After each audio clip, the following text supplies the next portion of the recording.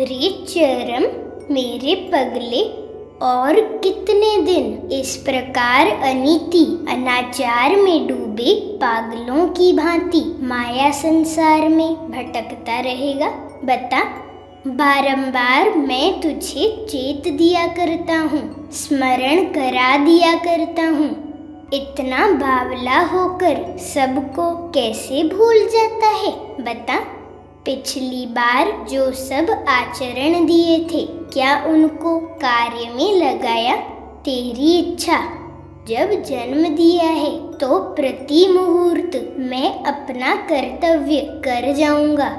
रे मेरे धन, अवश्य पालन करना, अन्यथा आगे जो संधि समय आ रहा है उससे शरीर की रक्षा नहीं कर सकेगा। शरीर के समस्त रोगों के 3 मुख्य कारण हैं, यथा वात, पित्त एवं कफ। इन तीनों को यदि नियंत्रित कर सका तो निरोग हो जाएगा। वह सब कैसे उत्पन्न होते हैं और उसका निराकरण किस प्रकार से होता है, उनमें से कुछ आज कह रहा हूँ, मन लगाकर सुन। वात, भोजन के पश्चात बिना विश्राम किए यदि क्षिप्र गति में गमन किया जाता है तो शरीर में वायु उत्पन्न होती है।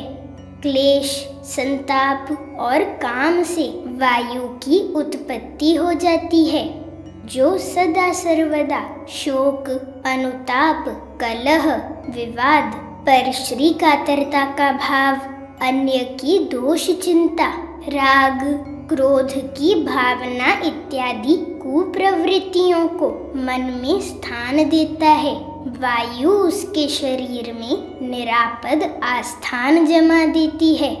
अहरह जो नारी की चिंता, काम चिंता करता रहता है, वायु उसकी अति प्रिय सखी बनी रहती है और उसको उसी भाव में डूबे रहने के लिए उत्साहित करती है। अत्यंत काम प्रवण होकर वृद्धा नारी के साथ जो रमण करता है, वायु उसको अति सहजता से जरा और व्याधि के माध्यम से मृत्यु देव के निकट पहुंचा दिया करती है। जिसकी जीवा असंयत तथा भाषा कर्कश, सर्वदा कटु बातें कहने में अभ्यस्त है, वायु उसका नित्य सहचर है। जो जितना भीरू है वह उतना ही वायु की पीड़ा में पीड़ित है। अतः रे मेरे धन, इन सब विपदपूर्ण आचरणों से स्वयं को दूर रखने का दृढ़ संकल्प कर। यदि तुझ में किसी कारणवश वायु उत्पन्न हो चुकी है तो निम्नलिखित अभ्यास के बल पर उसको दमन करने की चेष्टा करना। तुझे दी हुई धारा का कड़ाई से पालन करना। बताए हुए निर्दिष्ट समय पर ध्यान प्रणाम करने से ब्रह्म मुहूर्त की शीतल वायु के प्रवाह से शरीर की दहन क्रिया समाहित होकर शरीर और मन ठंडा हो जाएगा। अग्नि में पानी का संयोग कर देने से अग्नि बुझ जाया करती है। ठीक उसी प्रकार शरीर की जिन तंत्रियों के उत्ताप के कारण वायु उत्पन्न हो चुकी होती है, इस क्रिया के माध्यम से वह सब शीतल हो जाया करती हैं और क्रमशः वायु का प्रभाव प्रशमित हो जाता है। प्रतिदिन के निष्ठायुक्त अभ्यास के बल पर मन संयत होकर कुचिंता का परिहार करते हुए शांत, शीतल और स्थिर हो जाएगा। अतः वायु की पीड़ा का भय और नहीं रहेगा। इससे पहले तुझसे कहे हुए निषेध दिवसों और तिथियों में मन में कदापि काम चिंता नहीं करना। पर स्त्री, कन्या, युवती, वृद्धा किसी के प्रति आसक्त नहीं होना। पके केले के साथ चीनी मिलाकर उसके पानी का सेवन करने से वायु का प्रवाह प्रशमित होता है। सद्य नारिकेल उदक पीने से भी वायु का नाश हो जाता है।